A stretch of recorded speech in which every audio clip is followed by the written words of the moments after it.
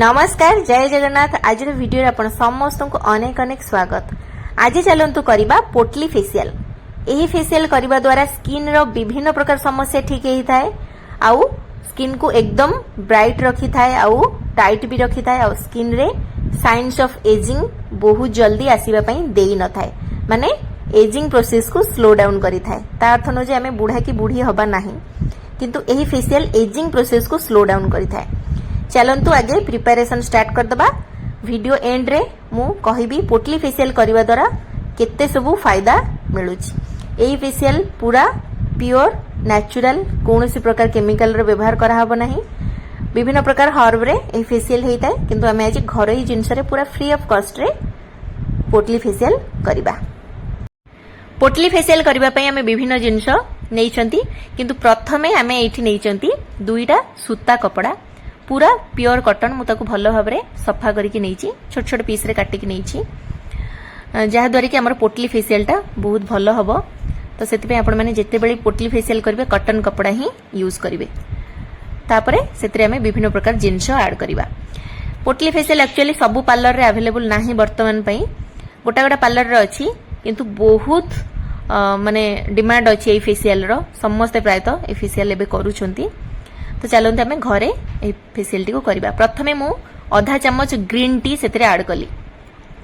Green tea तो समस्त घरे अवेलेबल अछि, समस्ते आजिकल ग्रीन टी पिउछंती। तापर देखंतु मु आधा चम्मच चिया सीड्स नेची।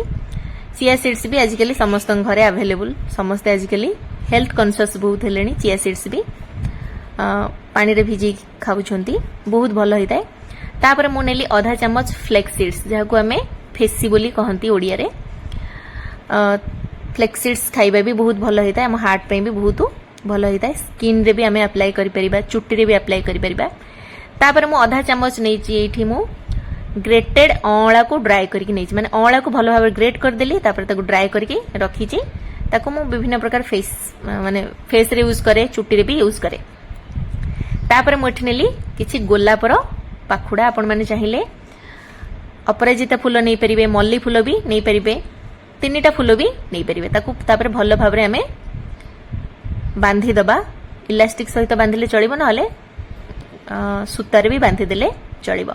भल भाव बांधिकी गोटे पोटली बनेबा, माने पोटली आपण माने बुझी परछन पोटली फेशियल आम कहीं कहउछंती। तो छोट छोट एमती पोटली बनै दबा। तापर देखंतु म एठी पूरा गरम क्षीर नेछि, माने फुट्टा क्षीर नेछि, पूरा फुटुथिला क्षीर। सेतरे किछि गोलाप पाखुडा ऐड कर देली। तापरे से जो पोटली मु बनै के रखिली ताकू सेतरे डीप करबी। तापर मु अल्प टिके हळदी पकै दोछि क्षीर रे। हळदी तो हम स्किन पे कित्ते भलो आपण माने जानि थिबे। तापर मु कोन कली ना, जो पोटलीटा बनैथिली से गरम क्षीर रे पूरा बुडै की रखिबी, जहा द्वारा कि सेतरे जो हमें सीड्स रखी जंती से सब सॉफ्ट हेई जिवो, पूरा स्मूथ बनि जिवो आउ फेशियल करबा पे रेडी हेई जिवो।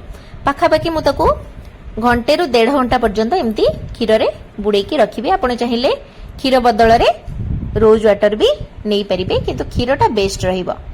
तापर चलंतु हमें नेक्स्ट प्रोसेस को स्टार्ट करबा, माने फेस पैक। एटा होची मसाज करिबार पोटली। तापर हमें फेस पैक रो पोटली बनेबा। सेम गोटे कॉटन कपड़ा नेइची मु, सेतरे आधा चम्मच हळदी गुंड। एटा प्योर हळदी मु घरे बनेइची, खंड हळदी को ग्राइंडिंग करिकी।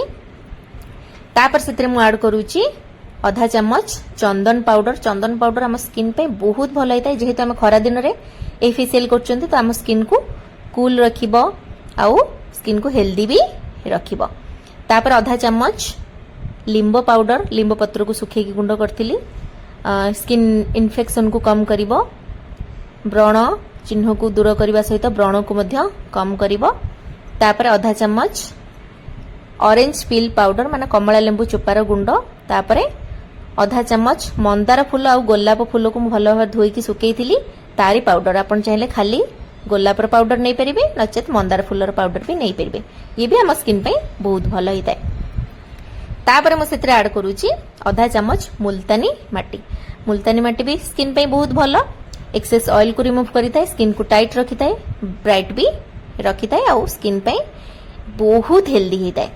तापर ताकू मध्य भलो भाव बांधिकी जो क्षीर रे मु फास्ट पोटली को बुड़े थी सेमती बुड़ेकी ताकू भी 1.5 घंटा पर्यंत रखीदबा घोड़ेकी जहाद्वारा कि से दुईटी जाक पोटली आमर फेसियल करने एकदम रेडी हो पूरा सॉफ्ट बनी जिवो। पोटली फेसियल बहुत बेनिफिट दे थाए आम स्किन पई कहीं ना एथरे विभिन्न प्रकार हर्ब रो व्यवहार करा जाय थाए विभिन्न प्रकार सीड्स रो व्यवहार करा जाय थाए तो आमे एही फेसियल टी को पूरा निर्द्वंद्व करि परिबा कहीं ना कोनोसी प्रकार साइड इफेक्ट नाही समस्त एहा को करि परिबे। स्किन रो सब समस्या जेमति कि स्किन रो जो एजिंग साइंस ताकू रिमूव करबा सहित स्किन को लिफ्ट अप करिवो माने टाइट करिवो स्किन को ब्राइट रखिवो ओपन पोर्स को ठीक करिवो दाग चिन्ह को कम करबा सहित डी टैन को भी रिमूव करिवो हाइपर पिगमेंटेशन को रिमूव करिवो रिंकल्स को भी रिमूव करिवो सब समस्या को ठीक करिवो पोटली फेसियल। यह को निश्चित भाव में घरे ट्राई करंतु आपण माने देखि कि जानि परथुवे को जिंस सब मिक्स हेची बिल्कुल भी पैसा बेसी खर्च नाही आपण माने आराम से घरे करि परिबे आ स्किन को हेल्दी भी रखी परिबे। देखंतु पाखापाखि 1.5 घंटा हो गला मु घोड़े की रखी थी भल भाव में सॉफ्ट हो जाइए तापर मु आउ टिके सेतरे रोज वाटर ऐड करूछि आपण माने चाहिए पुणी क्षीर भी ऐड करिवे किंतु मु एठी रोज वाटर टिके ऐड करूछि तापर फेस को भल भाव में क्लीन कर नैछि फेस वाश लगे कि आपण चाहिए कंचा क्षीर रे भी फेस को क्लीन करि परिबे।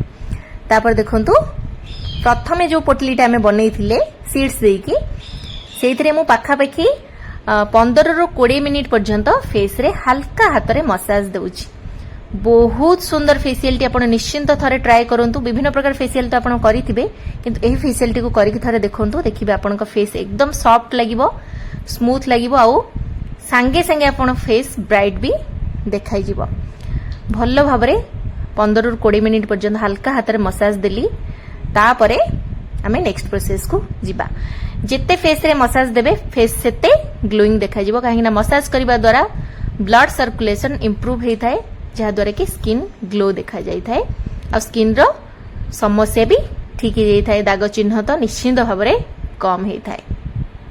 आशा करछि जे वीडियो टी आपन भलो लागुथिबो जदी भलो लागुछि प्लीज मो चैनल को सब्सक्राइब करंतु आ वीडियो को गोटे लाइक कर दियंतु जहा द्वारा कि मते बहुत सारा मोटिवेशन मिलिबो आपन को पई एमती नुवा नुवा वीडियो आनी देबा पे भल्लो भाव में मसाज हो गला पाखापाखि 15 ରୁ 20 मिनिट पर्यंत तापर आमे नेक्स्ट प्रोसेस को जिबा आमे फेस पैक लगेबा फेस पैक पई तो आमे रेडी कर दै छंती से पोटलीट को आमे ओपन करिबा एबे भल्लो भाव में सॉफ्ट हो जाइथिबो माने क्षीर रे जेहेतु बुड़ा हे कि रहितला भल्लो भाव में सॉफ्ट हो जाइथिबो ताकू आमे फेस रे लगेबा आज फेस पैक।